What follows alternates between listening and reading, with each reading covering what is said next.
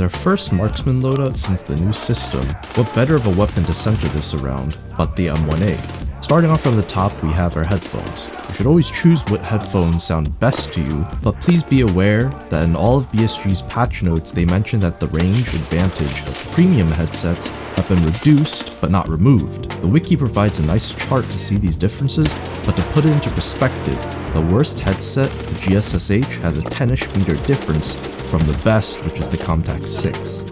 So the bottom line is, just choose what you think sounds best, but if you really are trying to squeeze every last advantage out, the best headset is technically the RAC. The Marksman class technically doesn't get any helmets, but you can choose to wear the bomber beanie or the tanker helmet, both of which are level 1. They are high durability aramid head protections, with the aramid being the best material destructibility wise. So if you have the rating points to spare, there is no harm in having it protect your head. Similar to the Scout class, the Marksman is intended to be a glass cannon, so you're limited to level 4 body armor and below. In this vein, we could take the best that we can get with the Trooper because it's one of the only 2 armors that have the best soft under armor at level 3. The other choice is the CPC Mod 1. Regardless of which you choose, the level 3 soft under armor will provide the best protection possible. And although unrelated to the level of the under armor, it should be noted that soft armor reduces blunt throughput damage by 20% now instead of 40%. So in theory, you should be taking a lot more damage than before. Your plates are going to be the best level 4s you can afford. I personally like the Kiba plates, but getting down to the details, the Kiba plates are made of Titan and the New Sphere are made of aluminum. Kiba Titans have higher true durability owing to their lower destructibility rate compared to the default New Spheres, but not by much. My recommendation is just to go with what you have, and when you could spare the currency, buy the Kiba plates, since they stay with you forever anyways, at least in the current version of this game. You get no side plates because they only come in level 5 or 6, and remember we have a level 4 armor limit, so there's no chance for us right now to have side plates. The advice for the tactical rig is pretty standard if you only need space for a couple mags. I choose the 6SH because it covers the tan trooper vest pretty well, but you can cut down on a couple kilograms by using a bank robber rig. Now for the grand finale, the M1A. This is the build that I went with, a pretty popular meta M1A build, which has a balance between ergo and recoil reduction. If I'm going to be using full auto or spam firing, I also generally try to get the horizontal recoil to at least below 200. There are other hidden stats for each gun, like camera recoil, that can affect the recoil that you actually see, but I noticed that a lot of weapons like the 5.56 ARs and the 5.45s become pretty usable for full auto at just under 200 recoil, so it's just become a rule of thumb that I follow. Despite the heavy weight and long length, this M1A is a surprisingly mobile weapon. What I mean by this is that when aiming down sights, there's no oversighting where your PMC has to adjust his eyes properly to look down the scope.